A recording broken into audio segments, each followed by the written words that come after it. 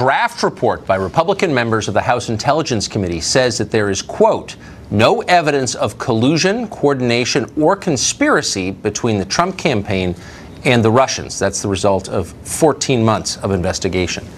Good evening and welcome to Tucker Carlson Tonight. The new report we just referred to found no evidence of collusion. It did warn that America was woefully unprepared to check Russian meddling efforts and has done little to improve since then. It also blasts our top intelligence officials for leaking to the media. The 150-page report will now be reviewed by Democrats and intelligence officials before it is released to the public. Congressman Mike Conaway is a Republican representing Texas. He led the investigation by House Republicans into Russian meddling, and he joins us in the studio tonight. Congressman, thanks for coming on. Tucker, good to be with you. So is the report as definitive as we just suggested on the question of collusion? Collusion. It is, Tucker. We've interviewed 73 witnesses. We looked at 300,000+ documents to try to find what there might be. We've seen some perhaps meetings that were inappropriate or ill-advised to have taken. We've seen some chance coincidences where people bump into each other in various places, but no evidence of collusion between the Trump campaign and the Russians or the Clinton campaign and the Russians. Now, are you satisfied that you saw enough intelligence gathered by our intel agencies to make that judgment? Well, we made the judgment based on our own investigation of witnesses. We've interviewed, like I said, 73 witnesses looking for that thread that would lead us to a collusion, conspiracy, or coordination. We asked every witness that, and we found no evidence that anything like that was going on. So Adam Schiff today, who would be the ranking Democrat on the committee, released a statement calling this report, and I'm quoting, a tragic milestone. He hadn't read it yet. So right. Well, he says it short circuits an investigation that he implies is just getting going. Well, 14 months is not just getting going. Like I said, we've done the work we believe is necessary to answer the 4 questions. We had a pretty narrow scope. It did not include collusion, did not include a lot of things that perhaps the Dems would like to chase down. It had 4 questions. We had 4 questions to answer, and we think we've done the relevant investigation to answer those questions. Huh. So you must have learned a lot about the story more broadly. It sounds like you did after all of that time. You say that the intel agencies released their famous report, the 17 so-called intelligence agencies, saying that the Putin government favored Trump. And you're saying that's not correct? Well, first off, it's 3 agencies. The 17 agencies. I'm aware. That's why I said so-called. But that is the talk. Because I had to actually including the Coast Guard and all the rest. Yeah, but it was 3. I'm aware. John Podesta one time because he was trying to pitch that 17 agencies. I hear it every night. I'm pretty confident the NRO had no.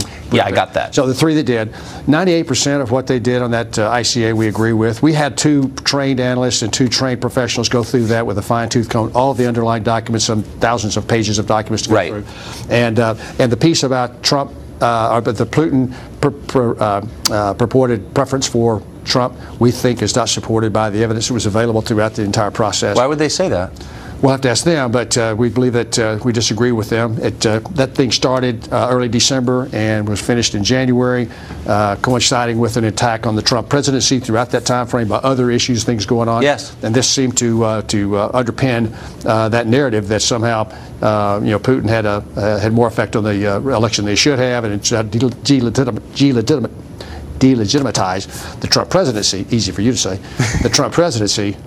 It was part of that narrative. But the intel agencies are taken at face value because, as we're often reminded by Democrats, are the final word on what's true.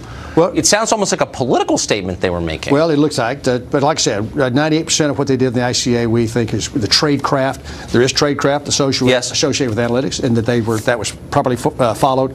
But just on that one piece about Putin's alleged preference for Trump, it was not supported by the. I've never been clear on the underlying questions that undergird all of this, and that would be the hacking of the DNC servers and of John Podesta's Gmail account. And I asked the ranking Democrat on your committee, Adam Schiff, about this and couldn't get a straight answer. Are we absolutely positive that the Russian government was behind stealing that data? I believe we're as positive as you can be in the circumstances where attribution is very difficult. But I'm comfortable believing that the Russian government was behind the hackers that did all this. The agency, the IRA, whether the entities that were doing it, were done. It was done on behalf of the Russian government, if not on behalf of or directly by. So I'm comfortable making that statement. Again, attribution is very difficult in cyber world. Will this convince anyone? Will the press, will MSNBC tomorrow say, you know what, we've been wrong for the last year? Exactly. You know, throughout this whole time frame, I've been saying privately, because nobody's ever seen me on TV before tonight, to you guys and earlier, that there'll be some people agree with what we've said, some people disagree. What I want the report to stand on its own, so that folks say economy didn't have his thumb on the scale, Schiff didn't have his thumb on the scale, put as much of the underlying documentation in there as we possibly can, so that readers can decide for themselves whether or not we did a thorough investigation and what we based our conclusions on, then let the American people make it their own mind. The real issue, though, is we've got elections starting right now. We had the Texas primary last week. We've got an election tomorrow. This is a big deal that we don't want the Russians or anyone interfering inappropriately with our election process. And so getting these conclusions out, beginning to have that conversation with the American people during this election season for 2018 is really important. And that helped just get us to where we are right now. Yeah, there's a lot we don't know, but you've confirmed what we've suspected all along, which is the collusion narrative was a lie. So thank you. If the Democrats have additional evidence that they're not showing us, that they make reference to over and over, that they do have evidence that this drafting process will start in the morning, we'll have a chance to put it let's see it. We can make up our own minds. Congressman, thank you for that. I appreciate the summary. Thank you. Thanks. Mark Stein is an author and columnist and a close observer of all things Russia plot related, and he joins us tonight. So, Mark, in my hand, I have a document that will end MSNBC's primetime schedule, which has been predicated on the idea that Trump is colluded with the Russians. I almost don't want to tell them because I don't want to wreck their ratings run. But what are they going to do when they find out? What is CNN going to do? What is the entire American media going to do with the fact that there was actually no collusion? I think they'll just carry on as usual, Tucker, for the very good reason that they happen to agree with Putin on this.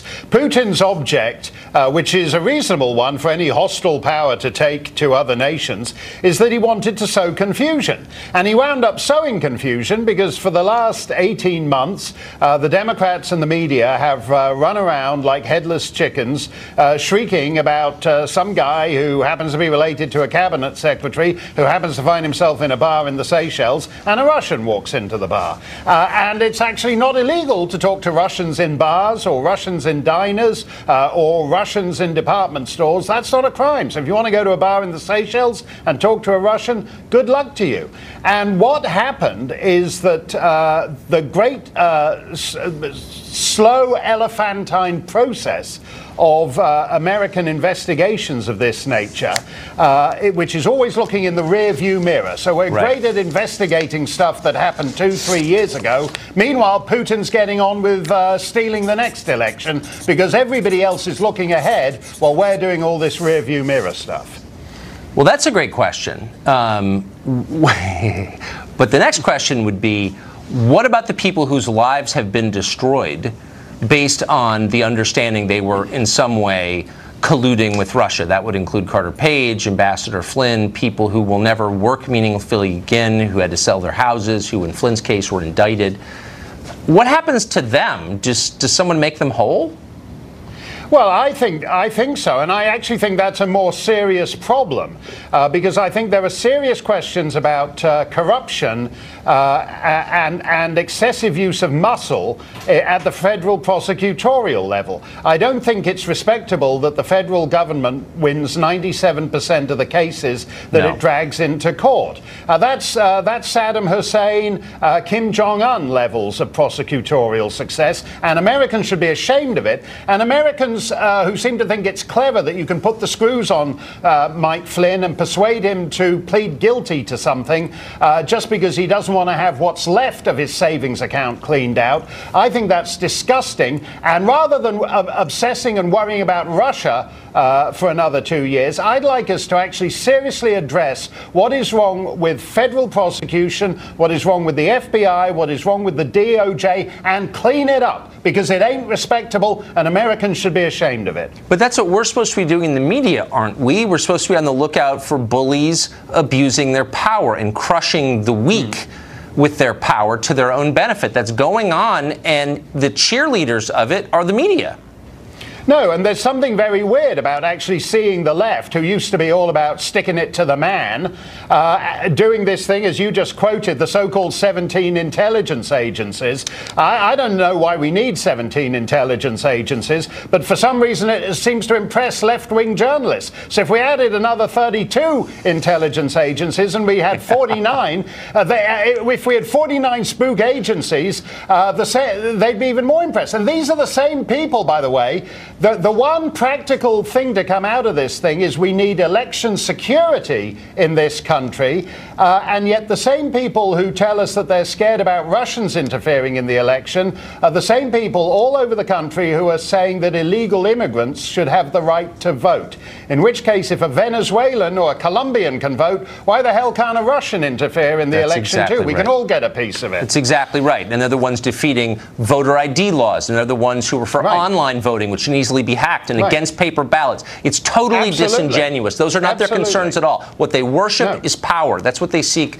End of conversation right there. Mark, thank you very much for putting it all in perspective, as always. ICE is searching for an illegal alien homicide suspect after Denver police let him out on the street. Once again, the left prioritizing the rights of illegal immigrants over your safety. Why are they doing that? Jorge Ramos joins us to discuss next.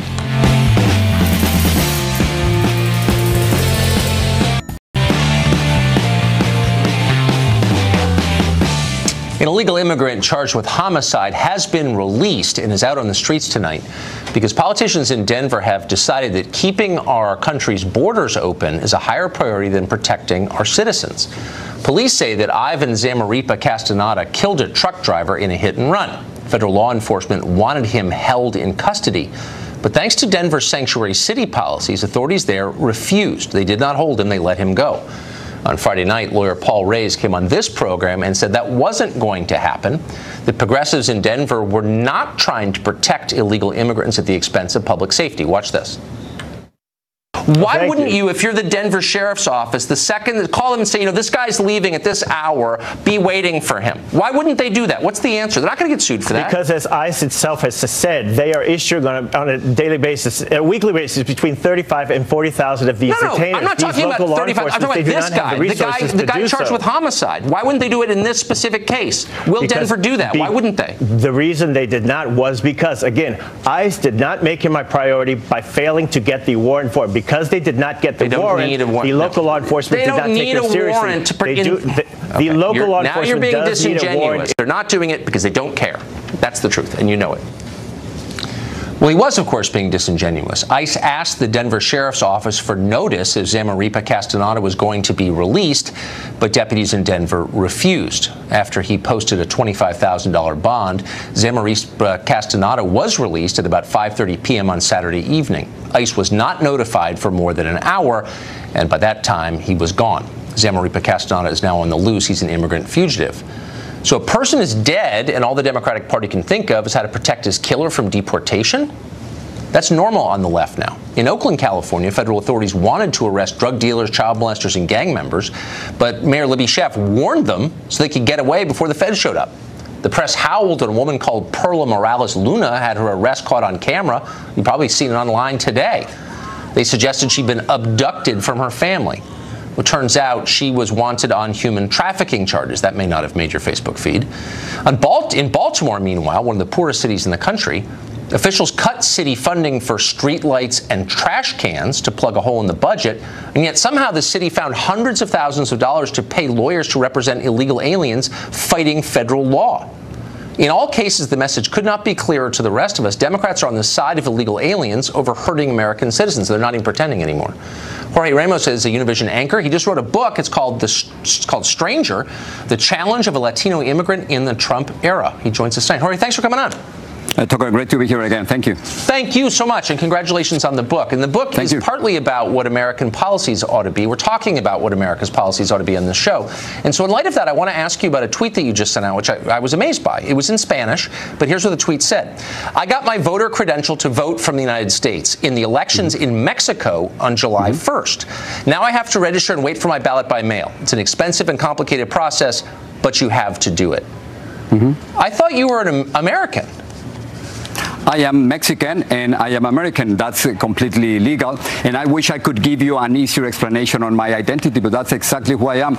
I was born in Mexico. I became a U.S. citizen, and that's why I have the chance to do that. And I feel very proud of being from Mexico and very proud from being from the United States. Wait, when you became, okay, there's nothing wrong with being from Mexico. I agree with that completely. What's wrong is that when you became a citizen, you took this following oath. This was a pledge.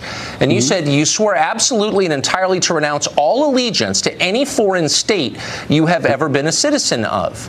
You took that oath, but you're voting in a foreign election? How does that, why are you doing that? I'm voting in Mexico and I'm voting here in the United States, and there's absolutely nothing wrong. Some countries allow that, and that's precisely why I have a U.S. passport and I have a Mexican passport. But there is something wrong. And by the way, I'm not the only one, and I think I can participate fully in the U.S. electorally, and I can do exactly the same thing with Mexico. And the relationship between Mexicans and Mexican Americans is perfectly legal. So I see absolutely nothing wrong with that. Okay, but I think a lot of our viewers may not know that you can vote in a foreign election because, again, and you had to show ID to do that. Now they know. You had to show ID and to it's vote in happening in Mexico, and it's happening in Europe, and it's happening with many countries, not only Mexico and the U.S. Last time I checked, Mexico is not invading the U.S., and we're not at war. That's last time I checked. You're not invading the United States, and yet Mexican citizens live in this country, vote in Mexican elections, and then write books telling Americans like me how we should run our government. When you clearly haven't renounced your loyalty to a foreign government, why should I take you seriously? With respect. I happen to be also a U.S. citizen, and sometimes, and that's precisely the title of the book, sometimes I do feel like a stranger, because it seems, as you just pointed out, that for many Americans I'm not American enough, and believe me, you're voting it or not, in a foreign I'm not election. Mexican enough Hold on. Mexicans. It's not about Mexico. It could be any country. But why should I take you seriously as an American if you are still tied to a country, despite the oath you took, apparently disingenuously, to renounce your ties to that country? You're weighing in a foreign election. In what sense are you fully American? Sincerely. Okay, well, just because of my arguments, and just because I'm a U.S. citizen, just as you are. So now it seems I'm not voting in foreign elections. So it seems that I cannot complain about Donald Trump being the most anti-immigrant president since the 1950s. Of course, you can complain all you want. You can complain all you want. Simply because I can vote here, and because I have but dual I'm asking why I should take you seriously, and I'm just going to let our viewers decide their view on that. But let me ask you about the story that we just played. So here you have someone who has been charged by authorities with homicide and fleeing the scene of a homicide, and federal authorities say this guy's in the country illegally. Nobody disputes that, and the city of Denver decides to let him go on a very small bond. Why wouldn't they call the federal government? Why would they prevent the federal government from enforcing federal law? Well, the way you presented this story is, I don't know why you want to become state media, Tucker, because you are criminalizing all immigrants. You're suggesting state media. I'm not criminalizing anybody. I'm asking about this specific what Donald Trump is doing. Spare me your Univision talking points. I'm asking a real question. Okay, this is the argument. The argument is that the vast majority of immigrants, and you've heard this argument, the vast majority of immigrants are not criminals and are not rapists. I agree with that. They're not, and they're less likely to be criminals and be behind bars. That's not true. Those are the facts. Okay, no, that's not true. The second point is not true. Look, I agree. Most immigrants are great people. I'm not disputing that. You cannot criminalize every immigrant all the time. I'm not trying to criminalize anybody. I'm not a law enforcement officer. I'm just noting that this guy has been charged in our country with homicide. And the authorities in Denver, for political reasons, under pressure from people like you, have decided that they're not going to turn him over to the feds, and now he walks free. Why should I, as an American citizen, be happy about that? That's it. I'm not attacking all immigrants. So the argument... So I wish I could have that influence, but so the argument is about sanctuary cities. That's what you complain, right? That's what you don't want. Well, I mean, I think sanctuary cities are doing a great job defending immigrants that nobody else wants to defend. But why this guy? Why this guy? He's charged with homicide.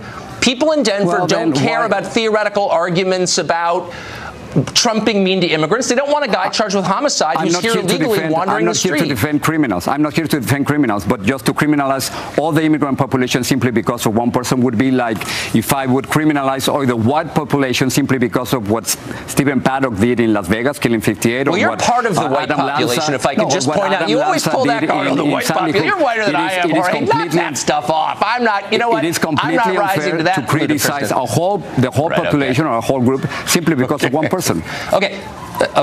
Of course I agree with that. You should never attack people on the basis of things that other people did, of course. But I'm not talking about all people. I'm talking about this person who was protected by policies that you support and have advocated for, and the rest of us are suffering because of that.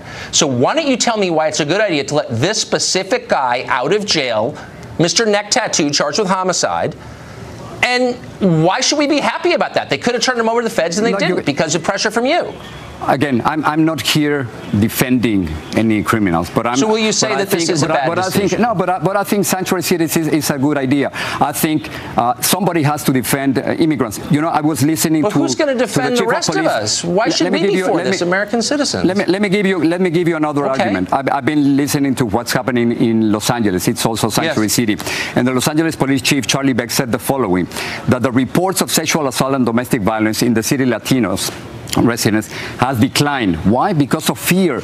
And then he said the following, which I think is very powerful. He said, imagine a young woman, imagine your daughter, your sister, your mother not reporting a sexual assault because they are afraid that their family will be torn apart. Let me just say, he doesn't know that. No, that's not a real statistic because this is what it's could happen, purely, no, it's not. That's purely speculative. He's a political hack sucking up to his political masters. He can't know that. That's not social science. Sexual assault, 25% in Los Angeles. The reports of domestic violence decreased 10% within the city, the Latino population. So this is happening. This is real. I think I didn't see you in my statistics class in college, and you should have come because you would have known that's not a real one. Anyway, Jorge, thank you for joining us. I hope you'll come back. And congrats on the book.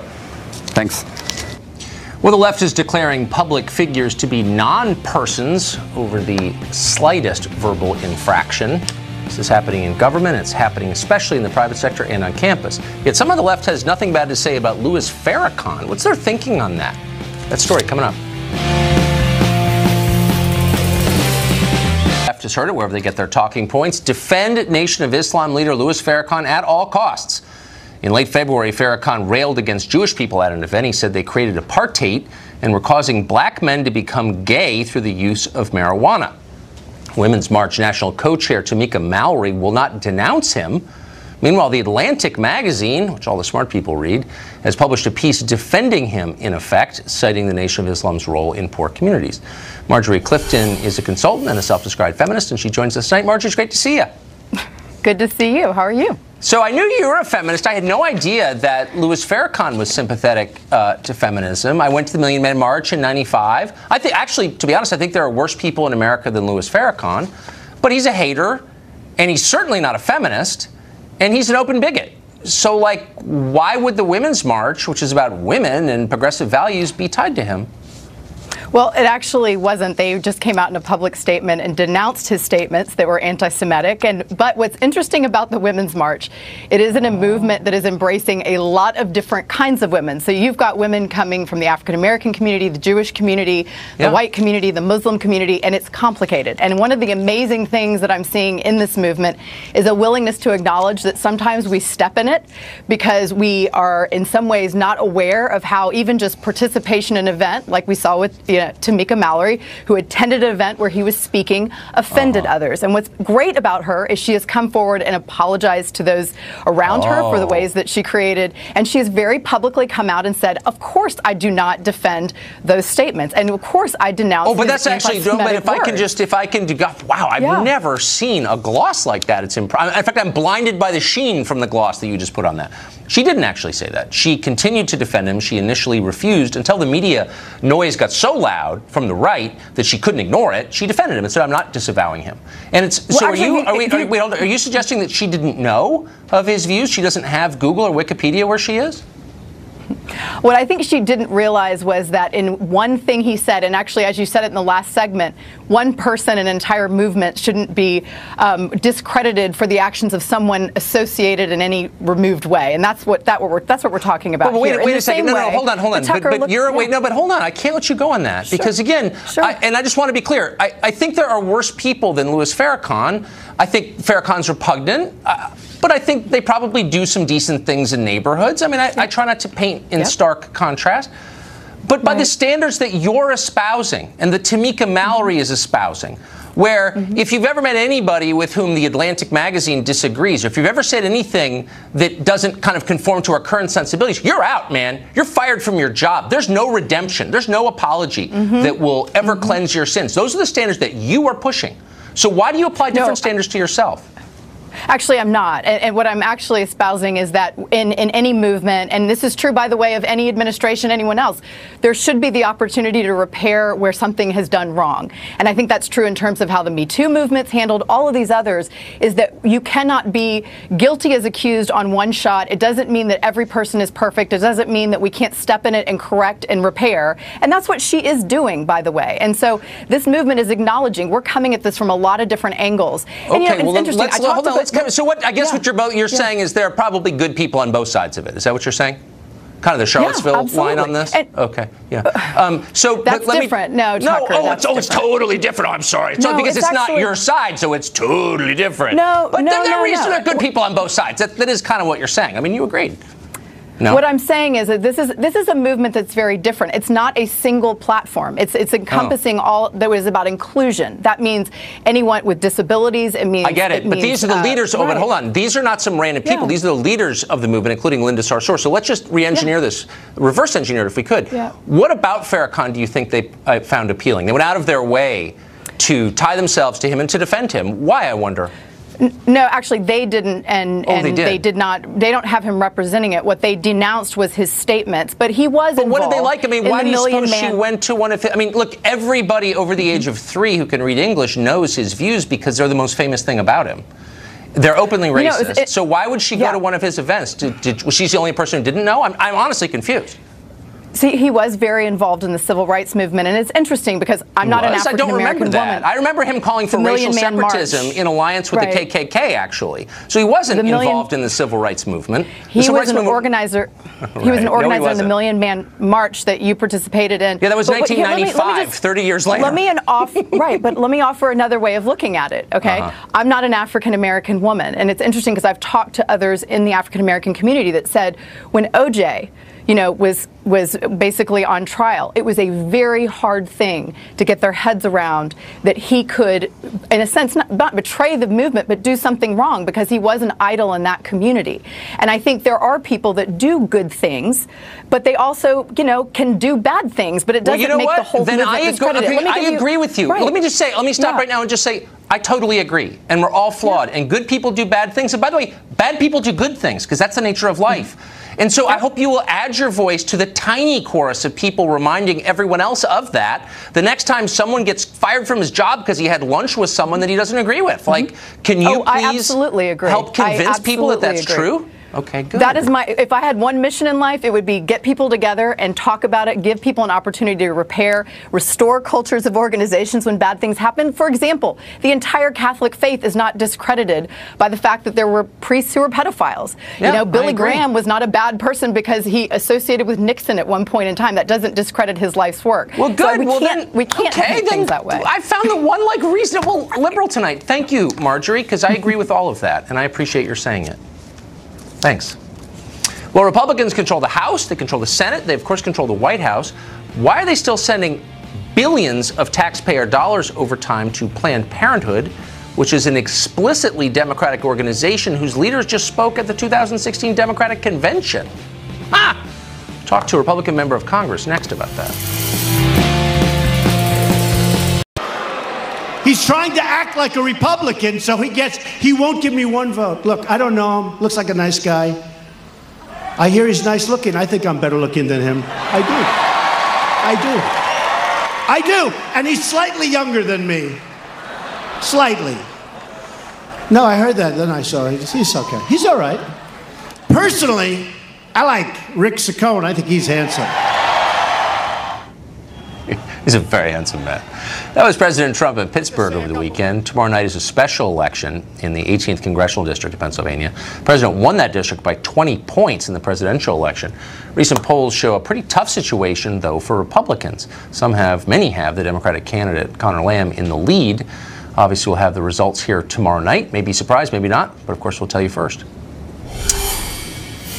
Well, if the Republican base is having trouble turning out its base for the 2016, for the special election this year, failure to fulfill its promises might be part of that. Congressional Republicans have repeatedly promised to defund Planned Parenthood. That hasn't happened or even come close to happening. Even now, the country's biggest abortion provider gets more than $500 million taxpayer dollars every year. Would Democrats be okay if the NRA got $500 million a year? Would they let that stand? Congresswoman Diane Black is a Republican representing Tennessee. She is, of course, opposed to this completely, and she joins us tonight. Congresswoman, thanks for coming on. Thank you, Tucker, for having me on. So you've said many times on the record, and you seem like one of the more sincere Republican members on this question, that you're opposed to giving $500 million to Planned Parenthood, which is basically just an adjunct to the Democratic Party. Why hasn't the Republican Congress defunded it? Specifically, why? Tucker, that goes over to the Senate. Twice now, with my leadership, we have passed in 2015 and in 2017 a measure in the House, sent it over to the Senate, and they have not done their work. I will challenge anybody that's watching this show that's pro-life to call your senator and ask them where do they stand on this issue. Because we have done our work in the House, they need to do their work in the Senate. Yeah. I mean, and I don't even think you need to be pro-life or opposed to abortion. I am. But even if you weren't, you would say, well, Planned Parenthood is part of the Democratic Party. Cecile Richards, who ran it until recently, spoke at the 2016 Democratic Convention. They're getting $500 million of tax money involuntarily from the rest of us to campaign for Democratic candidates. I mean, how is that even constitutional? Well, they shouldn't even be using their money for that, but they do raise additional dollars through the communities, and that's fine if they want to spend their money that way, but we don't need to be having taxpayer dollars going to abortion, period. The end of that. And as a matter of fact, if you look at the Title $10, you'll see that they were set up for family planning. Abortion is not family planning, it's family destruction.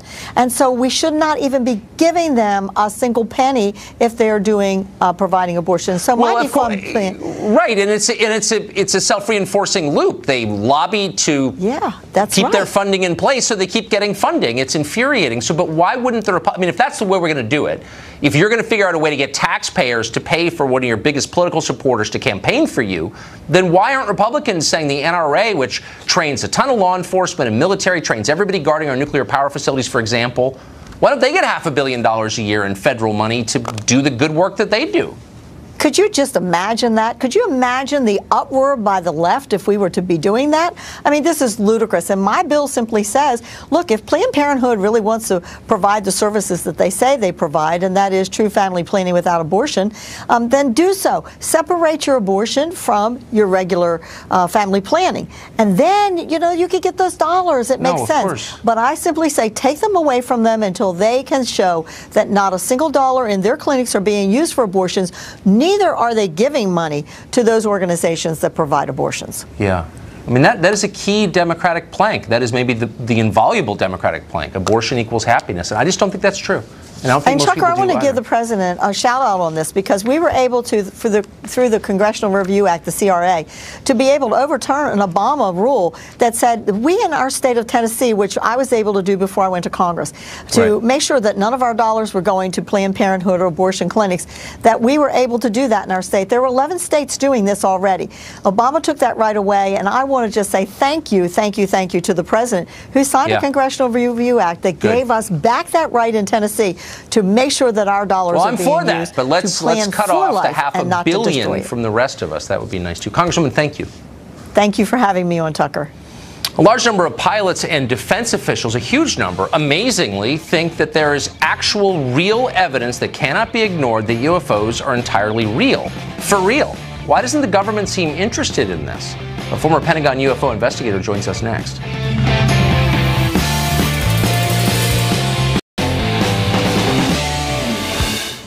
UFOs have captivated the public interest for decades, but they've always been dismissed, including by me, as the province of wackos. But that is changing thanks to some remarkable videotape and first-hand accounts from very sober people who are trained to identify aircraft. And that would include this video. It shows two Navy pilots encountering something bizarre off the east coast of the United States. Watch this. Echo 6-1 Tango, Roger, over. Oh, got it! Roger, there's troubleshooting. Did you box moving target? No, I took an auto track. Oh, okay. Oh my gosh, dude. Wow. Okay, these are guys who fly for a living, who know what other airplanes look like, including those maintained by foreign governments, and they're totally shocked by this. This is one among many incidents like it, including many that have happened in the middle of the day to sober people, lots of independent witnesses at the same event, commercial pilots, military pilots, O'Hare Airport in the afternoon. None of them have obvious explanations. These are aircraft, apparently, that are moving in ways that appear to violate physics, that are flying very differently from any aircraft ever observed, and way faster than any plane that we know any foreign country has. What is this? Well, we don't know, because for some reason the Defense Department is not interested in finding out. Lou Elizondo is a former Pentagon official. He helped research UFOs. He said the DoD is not taking any of this seriously for some reason. Mr. Elizondo joins us tonight. Lou, good to see you. Thank you for having me. So did I overstate that? Is there a growing corpus of evidence, not drunk people on a lonely rural road at 3 in the morning, but sober military pilots saying something that we can't explain is happening? That is correct. You're talking about individuals who have very high security clearances. They are trained observers. We've actually paid them and put them through schools to be trained and very keen observers to scrutinize what they're seeing. These are individuals who we trust to fly weapons platforms, sometimes with live munitions, over U.S. cities and to fight and win wars on our behalf. And they're reporting to us that they're seeing something that they can't explain, and it's also being backed up by the video evidence and the radar data and other witnesses. But these must just be weather balloons, right? Well, the weather balloons that are expressing technologies that are far beyond our current understanding of aerodynamics, things that are maneuvering in ways that no aircraft that we are currently aware of has that capability to. Flight performance characteristics that are well beyond the threshold of what we would consider, I think, normal or routine for aircraft. So they have no flight surfaces, no wings or anything approaching a wing, and there's also no obvious propulsion. So infrared doesn't pick up any jet trail or rocket exhaust coming out of these things. Right, or a plume. You know, there's many ways to have propulsion. You can do it with a jet engine, for example, right, a propeller, or a rocket engine. In this particular case, you have objects that are doing things, maneuvering in ways without any obvious sign of propulsion, and defying the natural effects of Earth's gravitational. At what speeds? Pull. Some are very, very, very fast. Faster than our aircraft or absolutely, hypersonic speeds. And by the way, without any obvious signs or signatures involved. So when an object's moving through the atmosphere, you would expect it to have certain signatures associated with that particular aircraft, whether it's a missile, drone, rocket. So for example, you might see a heat signature coming from it. You might see ionization of the atmosphere. Right. You might hear a sonic boom, which you normally would. It's an acoustic signature. In this particular case, these objects don't have any of those signatures. So we know that they're not U.S. military because they wouldn't be flying near U.S. military aircraft as they so often have. And it seems like we would know if foreign countries had that technology. Look, I have no idea what it is. The bottom line is this is a potential threat, a grave one to our country. What is DoD doing about it?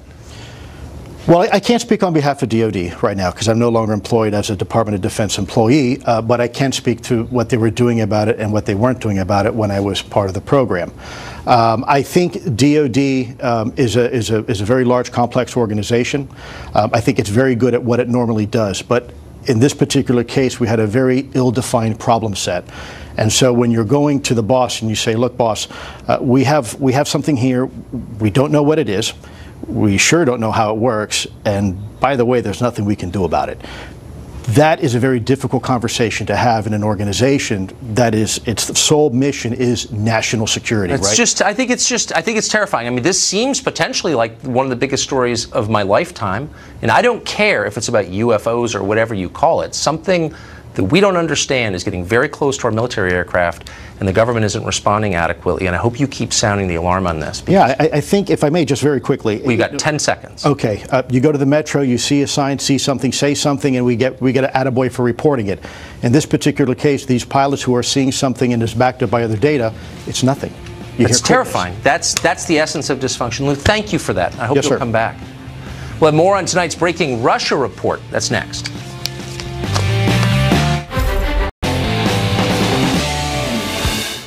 UFOs have captivated the public interest for decades, but they've always been dismissed, including by me, as the province of wackos. But that is changing thanks to some remarkable videotape and firsthand accounts from very sober people who are trained to identify aircraft.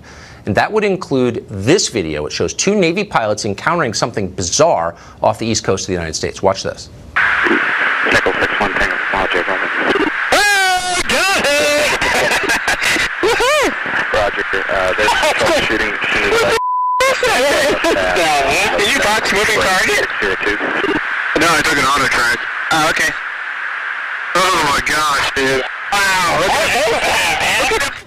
Okay, these are guys who fly for a living, who know what other airplanes look like, including those maintained by foreign governments, and they're totally shocked by this. This is one among many incidents like it, including many that have happened in the middle of the day to sober people, lots of independent witnesses at the same event, commercial pilots, military pilots, O'Hare Airport in the afternoon. None of them have obvious explanations. These are aircraft, apparently, that are moving in ways that appear to violate physics, that are flying very differently from any aircraft ever observed, and way faster than any plane that we know any foreign country has. What is this?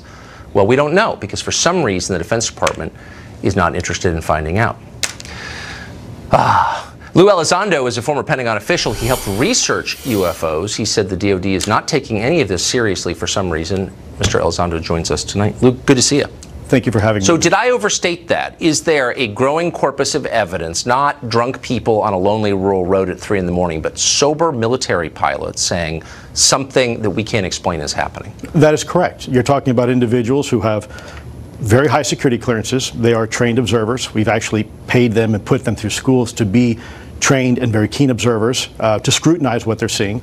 These are individuals who we trust to fly weapons platforms, sometimes with live munitions, over U.S. cities and to fight and win wars on our behalf. And they're reporting to us that they're seeing something that they can't explain, and it's also being backed up by the video evidence and the radar data and other witnesses. But these must just be weather balloons, right? Well, the weather balloons that are expressing technologies that are far beyond our current understanding of aerodynamics, things that are maneuvering in ways that no aircraft that we are currently aware of has that capability to. Flight performance characteristics that are well beyond the threshold of what we would consider, I think, normal or routine for aircraft. So they have no flight surfaces, no wings or anything approaching a wing, and there's also no obvious propulsion. So infrared doesn't pick up any jet trail or rocket exhaust coming out of these things. Right, or a plume. You know, there's many ways to have propulsion. You can do it with a jet engine, for example, right, a propeller, or a rocket engine. In this particular case, you have objects that are doing things, maneuvering in ways without any obvious sign of propulsion, and defying the natural effects of Earth's gravitational. At what speeds? Pull. Some are very, very, very fast. Faster than our aircraft or known absolutely, aircraft? Hypersonic speeds, and by the way, without any obvious signs or signatures involved. So when an object's moving through the atmosphere, you would expect it to have certain signatures associated with that particular aircraft, whether it's a missile, drone, rocket. So for example, you might see a heat signature coming from it. You might see ionization of the atmosphere. Right. You might hear a sonic boom, which you normally would. It's an acoustic signature. In this particular case, these objects don't have any of those signatures. So we know that they're not U.S. military because they wouldn't be flying near U.S. military aircraft as they so often have. And it seems like we would know if foreign countries had that technology. Look, I have no idea what it is. The bottom line is this is a potential threat, a grave one to our country. What is DoD doing about it? Well, I can't speak on behalf of DoD right now because I'm no longer employed as a Department of Defense employee, but I can speak to what they were doing about it and what they weren't doing about it when I was part of the program. I think DoD is a very large, complex organization. I think it's very good at what it normally does, but in this particular case, we had a very ill-defined problem set. And so when you're going to the boss and you say, look, boss, we have something here. We don't know what it is. We sure don't know how it works. And by the way, there's nothing we can do about it. That is a very difficult conversation to have in an organization that its sole mission is national security, right? I think it's terrifying. I mean, this seems potentially like one of the biggest stories of my lifetime. And I don't care if it's about UFOs or whatever you call it. Something that we don't understand is getting very close to our military aircraft, and the government isn't responding adequately. And I hope you keep sounding the alarm on this. Yeah, I think, if I may, just very quickly. We've got 10 seconds. Okay. You go to the metro, you see a sign, see something, say something, and we get an attaboy for reporting it. In this particular case, these pilots who are seeing something and is backed up by other data, it's nothing. It's terrifying. That's the essence of dysfunction. Lou, thank you for that. I hope you'll come back. We'll have more on tonight's breaking Russia report. That's next.